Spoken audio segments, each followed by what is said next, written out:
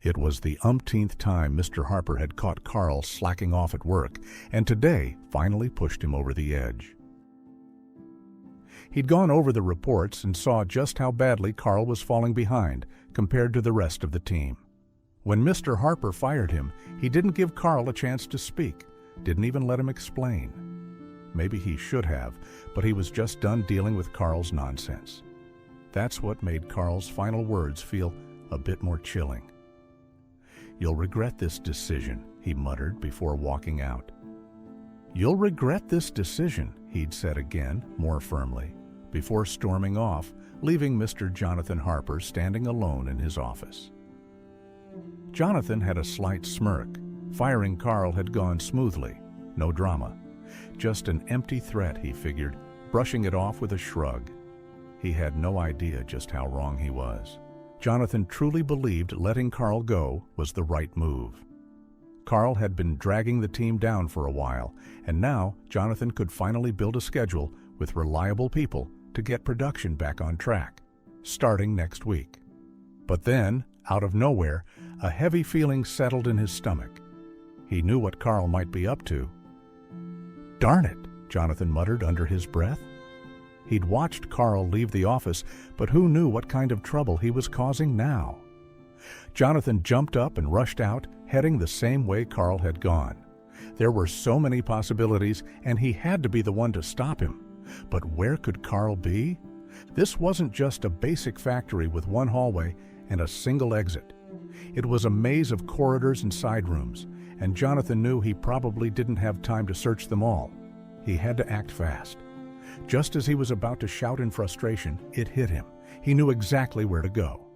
Without wasting a second, Jonathan spun around and dashed in the opposite direction. "Excuse me, pardon me," he said as he brushed past other employees. Some of them looked at him with puzzled expressions, but no one questioned their boss. And Jonathan wasn't about to slow down, not when he was this close. He burst through a door, stepping into the security room. The two men inside jumped, startled by the sudden entrance. When they saw it was Mr. Harper, they both exhaled in relief. "You scared the daylights out of me, boss," said Leroy, one of his employees, still recovering from the surprise. "Everything all right?" Yes, everything's fine. I just need to check some footage," Jonathan replied, already walking further into the room. Screens covered the walls, each showing live footage from different areas of the factory. Whatever Carl was doing, it had to be caught on one of these cameras. "Leroy, Thomas, you both can take your breaks. I need to look through this alone," he said, waving them off as he focused on the screens. The two security guards glanced at each other, a little confused, but didn't argue. They nodded and stepped out, not about to turn down an extra break, even though they'd already had theirs earlier. As soon as they were gone, Jonathan got to work. He scrolled back to the moment Carl had been in his office and hit play. The footage showed Carl walking in, and after speeding it up a bit, Jonathan saw the exact moment Carl stormed out, slamming the door behind him. Now he slowed it down, watching Carl's movements closely as he walked away. If Carl had done anything suspicious, it should show up right here. "What are you up to?" Jonathan muttered to himself, alone in the room. He watched Carl carefully, looking for anything, pressing buttons, messing with equipment, even something as small as unscrewing a panel. But there was nothing. Carl had just grabbed his stuff from his locker and walked straight out. The footage made Jonathan frown, but also breathe a little easier. Maybe it really had just been an empty threat after all. At least, that's what he told himself. Still, something didn't sit right. Trying to shake the feeling, he dug a bit deeper, rewinding the footage to see how Carl had behaved before their final talk. But even then, Carl seemed normal, just doing his job. No hint of anger or sabotage. Frustration started to bubble up. Had he completely misjudged the situation? Yet those words, "You'll regret this," kept ringing in his ears, getting louder the longer he sat there. Time dragged on. Jonathan sat in the silence of the security room, replaying Carl's exit over and over, hoping to catch something he'd missed. But with nothing solid to go on, Carl's threat felt more like a shadow than a warning. There, but impossible to grab hold of. The uncertainty was driving him a little crazy. Was Carl just bluffing? Jonathan was so deep in thought, he jumped when the door opened behind him. Thankfully, it was just Leroy and Thomas, back from their break. Back in his office, Jonathan tried to shift gears and focus on his actual work. But Carl's words refused to let go, worming their way back into his thoughts. Something about it all still felt off. His gut told him he'd missed something, and no matter how irrational it sounded, he couldn't ignore it. He needed to be sure. So with a heavy sigh, he decided to check somewhere he hadn't looked yet. Jonathan took a different route this time, heading down past the machines Carl usually worked on. He moved slowly, eyes scanning every piece of equipment for signs of tampering. But everything looked normal. No damage, no clues. The factory was running like it always had. Was he chasing nothing, just letting Carl's words get into his head? Still, Jonathan couldn't shake the feeling. At every corner, everything seemed completely fine. But that lingering doubt hovered like a cloud he couldn't get rid of. Maybe, Jonathan thought, the real damage Carl had done wasn't to the machines, it was to his peace of mind. That little seed of doubt had already started to take root. Hoping to find something, anything, Jonathan approached a few of the employees who had worked closely with Carl. "Hey, did anything ever seem off about Carl?" he asked casually, as if just making small talk. Most shrugged or said nothing unusual. But then Bryce, one of the floor workers, mentioned something that made Jonathan pause. "Carl was always slipping off somewhere," Bryce said with a shrug, like it didn't mean much. "He'd be gone for a while sometimes?" Jonathan didn't shrug it off. That stuck in his head. If Carl was disappearing during the day, what was he really doing during those times? Before he could let his thoughts spiral, another worker joked from across the room. Probably on one of his famous bathroom breaks. That got a small laugh from Jonathan. For a moment, he wanted to believe that was all it was. There didn't seem to be anything more to it. Jonathan convinced himself that Carl's behavior had just been another sign of his poor work ethic. Back in the security room, alone, he replayed the footage again, this time focusing on the times Bryce had mentioned. Sure enough, Carl disappeared regularly, but Jonathan found himself leaning toward the idea of long bathroom breaks. It fit with Carl's overall laid-back attitude toward work. This only reinforced Jonathan's decision to let Carl go. It wasn't personal. It was just that Carl didn't take his job seriously, and that had finally caught up to him. As Jonathan spoke with more employees throughout the day, their collective lack of concern about Carl's behavior made him feel more at ease. No one seemed worried. The factory hummed along as usual, full of energy and focus, and any leftover tension about Carl's warning began to fade. For the first time in a while, Jonathan let out a quiet breath of relief as he returned to his office. The doubts that had clouded his mind were slowly being replaced with a sense of reassurance, backed by his team's relaxed attitude.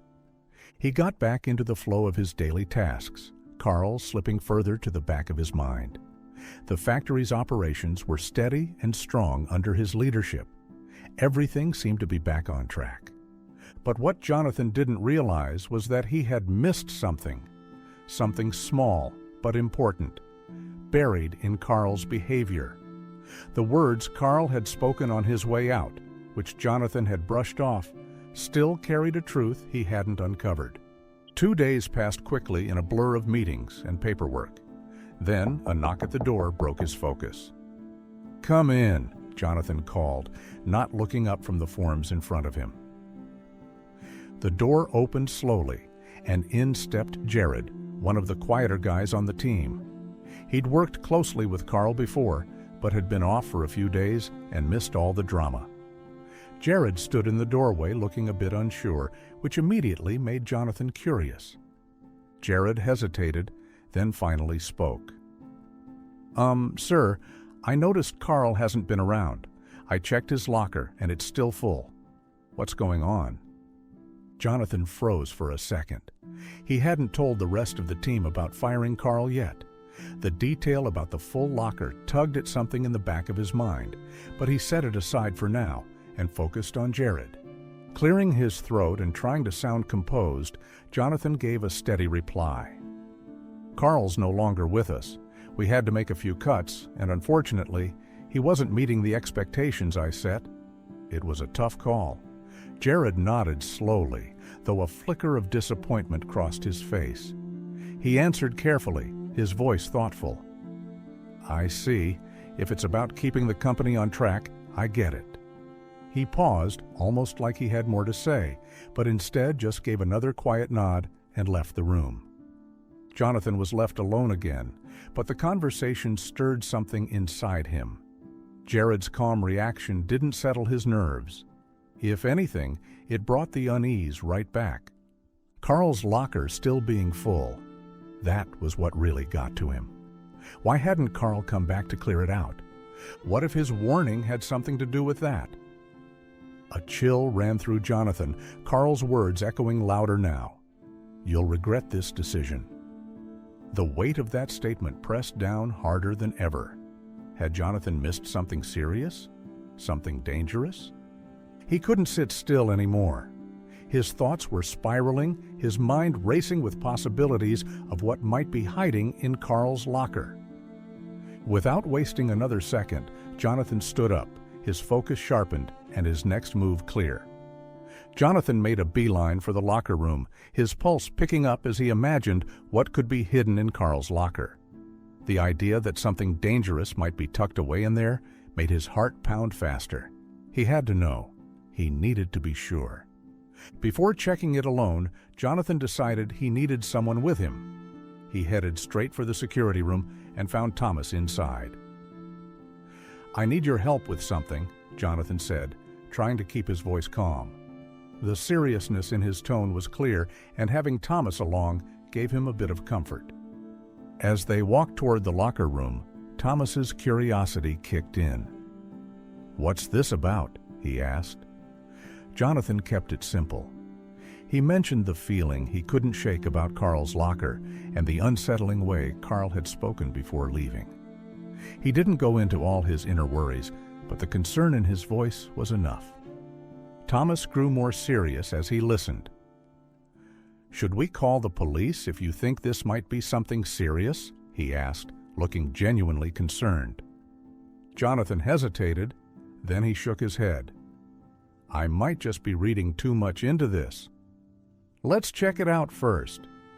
Despite the knot in his stomach, he didn't want to raise alarms without reason. Hopefully, it was nothing at all. When they reached the locker room, it was still filled with workers finishing up. Jonathan and Thomas exchanged a glance and quietly agreed to wait. They stood near the door, the tension between them unspoken, but obvious. Thomas looked uneasy, mirroring the tension Jonathan felt in his chest. Finally, the last of the workers cleared out, and the room fell quiet. Now it was just them and Carl's locker. Jonathan took a slow breath, the locker number burned into his memory. He led Thomas through the rows of metal doors until they stopped in front of Carl's. His hand trembled slightly as he pulled out the key, then handed it to Thomas, his nerves showing.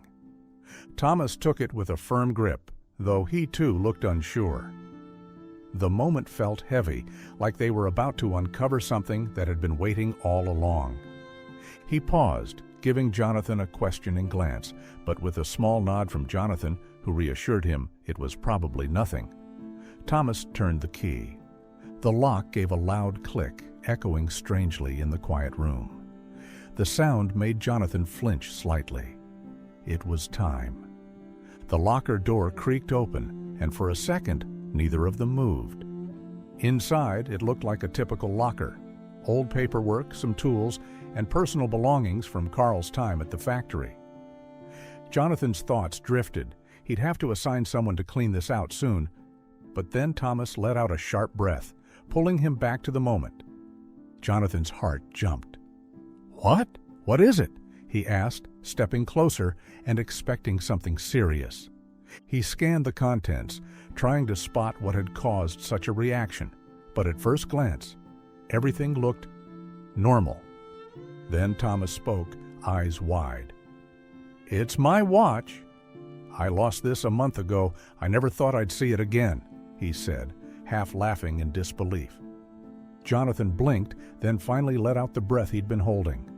The tension that had built up over the last couple of days slowly started to melt away. It left them both feeling a little let down, but also relieved. Carl's locker, it turned out, didn't hide anything dark, just a misplaced watch that meant something only to Thomas. Jonathan told him he'd make a note of where they found it, just in case Carl ever came back with questions. "If he can't explain it, it might raise a flag," Jonathan added. Thomas nodded. He seemed fine with that. It wasn't a big deal, but it brought some clarity after all the tension. Still, they decided to keep looking through the rest of Carl's locker, just to be sure. What they found was odd, but not dangerous. A few things didn't seem like they belonged to Carl or even to anyone who worked there. It was strange, enough to make them both raise their eyebrows, but none of it seemed threatening. Among the clutter, Jonathan noticed several bottles filled with something he didn't recognize. The labels were long and filled with complicated words he didn't understand. He handled them carefully, guessing they were some kind of cleaning chemical or factory supply. As far as he could tell, they didn't look harmful, just unusual. After checking every shelf and corner, Jonathan and Thomas agreed there wasn't anything alarming in Carl's locker. They put everything back the way it was and locked it up again. It felt like the end of a long, uncertain search, though there were still questions left unanswered.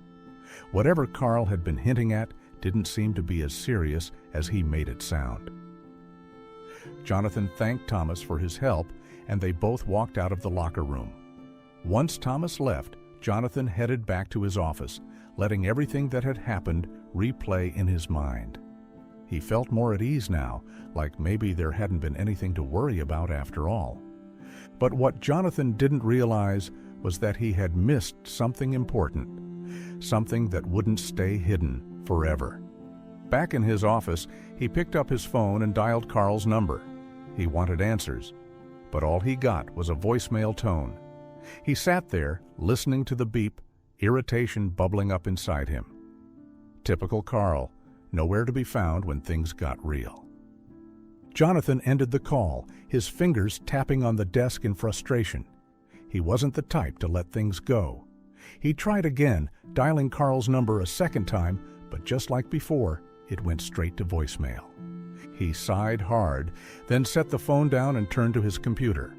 If Carl wouldn't answer his calls, an email would have to do. With a sharp, focused expression, Jonathan typed out a message. He let Carl know about the locker search, mentioned the watch they'd found, and gave him a clear warning. Come clean it out by the end of the week, or everything would be tossed, and the police would be called. It felt good, sending that message. Jonathan imagined Carl reading it and squirming a bit. He liked the feeling of taking control again. But Carl's reply came much faster than expected. "I'm out of town for 10 days. If I were you, I wouldn't throw away the contents of the locker," it read. Just like that, the smug feeling disappeared. Jonathan's jaw tightened, anger creeping in. Who did Carl think he was, giving orders from afar? Part of him wanted to just dump everything in the trash out of spite, maybe even call the police that very moment. But he hesitated. Carl's words from that day kept ringing in his ears.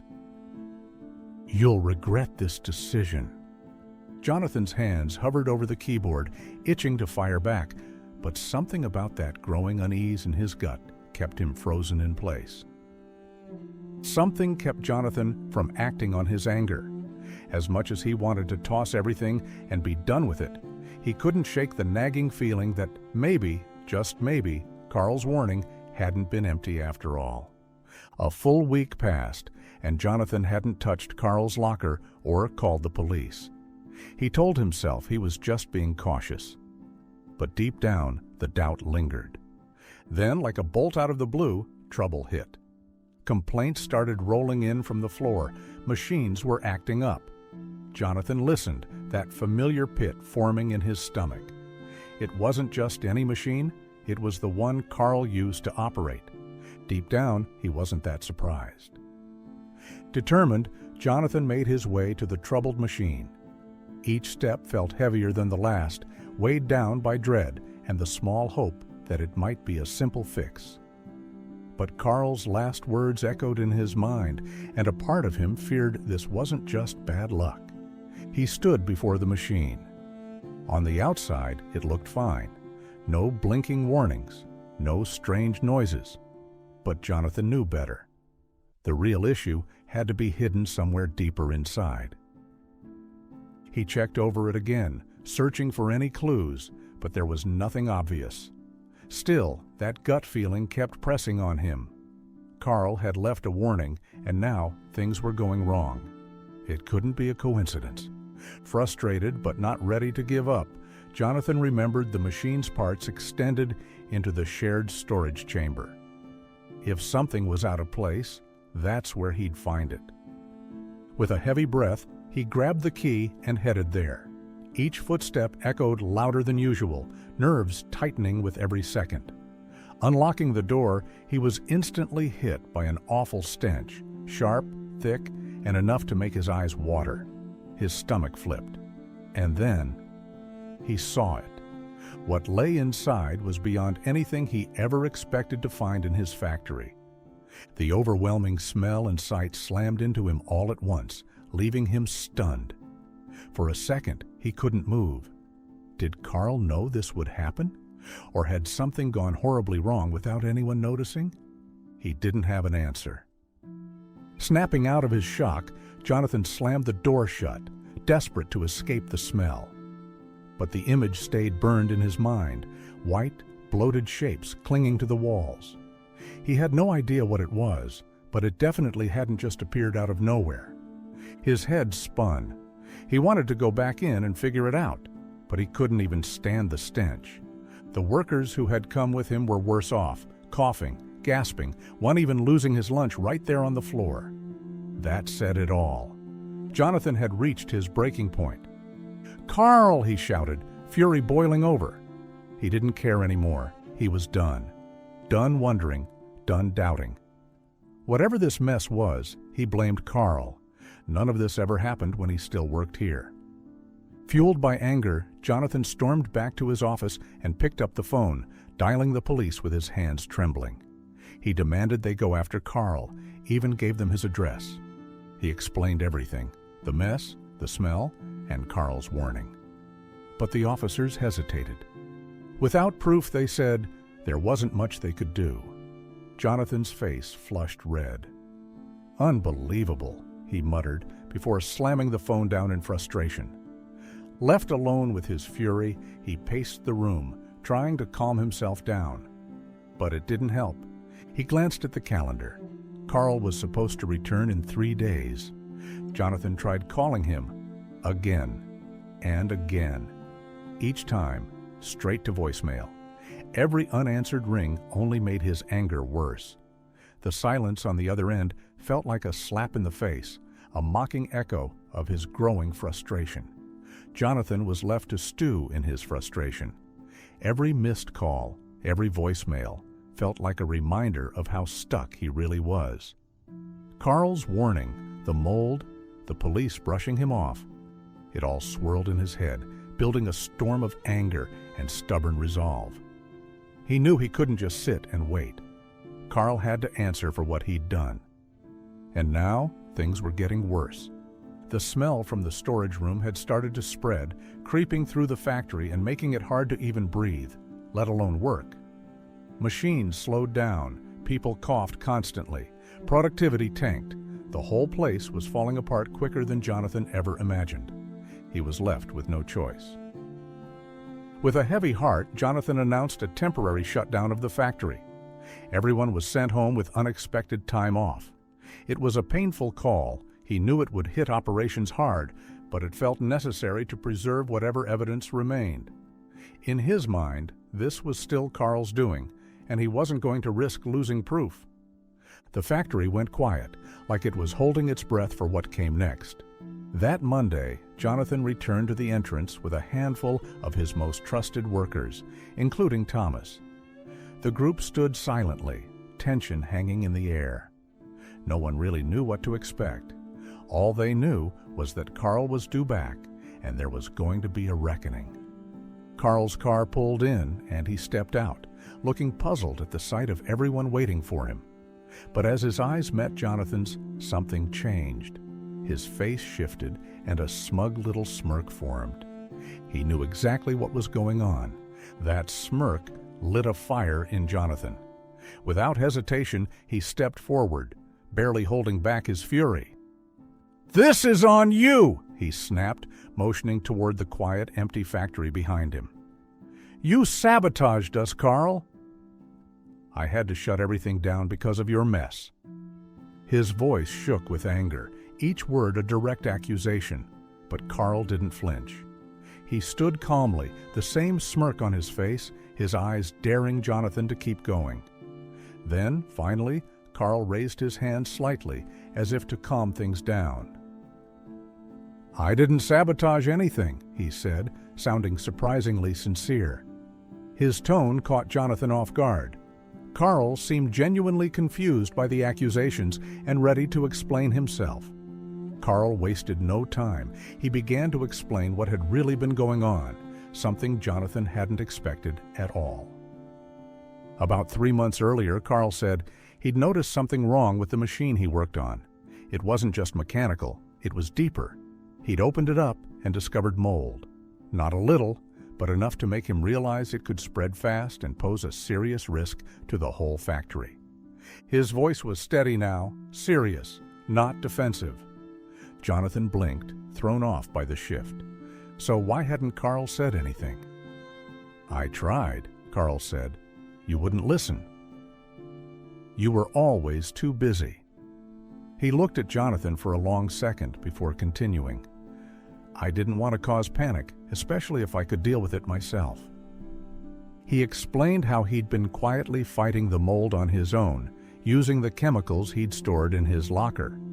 He thought if he could fix the issue without getting everyone involved, it'd save the company trouble and stress. Carl admitted that battling the mold had eaten up hours of his work week. He often slipped away, pretending to take long bathroom breaks just to avoid drawing attention. That, he explained, was why his productivity had taken such a hit. But in Carl's eyes, fighting the mold was more important than any daily task. He was trying to protect the factory, even if it meant looking like he wasn't pulling his weight. As Jonathan listened, a wave of shame crept over him. He'd been too quick to judge, too focused on what he thought was going on to see the bigger picture. "I'm sorry, Carl," Jonathan said, his voice quiet but sincere. He meant it. He asked Carl for more details on how to remove the mold, and in a moment of humility, offered him his job back, if Carl was willing to return and help clean up the mess. Just as they were about to head back inside, Thomas suddenly pointed at Carl. "Hey, that's my watch," he said accusingly. Carl looked confused. He glanced at his wrist, then blinked, realizing what had happened. "Oh, that must be a mix-up. We've got the same watch," Carl said, holding it up and laughing lightly. The tension broke as everyone saw it for what it was, an honest mistake. With that cleared up, Carl stepped forward, leading the way into the factory, ready to face the problem head-on. Once inside, Carl got straight to work. He mixed chemicals like someone who'd done it 100 times before, confidently treating the mold that had crept through parts of the building. To everyone's surprise, the mold began to shrink within just a few hours, revealing clean, untouched walls underneath. Carl moved with purpose, clearly knowing both the mold and the factory better than anyone had realized. With the mold under control, he turned his focus to the machines. He walked through the factory floor, checking, adjusting, and repairing until one by one the silent machines came back to life. Jonathan stood back and watched, quietly impressed by Carl's skill and deeply grateful. He turned to Carl and apologized once more, this time acknowledging how wrong he'd been to fire him without hearing him out. Carl didn't just get his job back. He returned with a well-earned raise, a sign of thanks for the quiet, tireless work he'd done to save the factory from a growing threat no one else had noticed. It was a fresh start for Carl, for Jonathan, and for the whole team. A reminder that good work sometimes happens in the background, and it deserves just as much recognition. If you enjoyed this story, don't forget to like, subscribe, and share the video. There's more where that came from, and we'd love to have you along for the next one.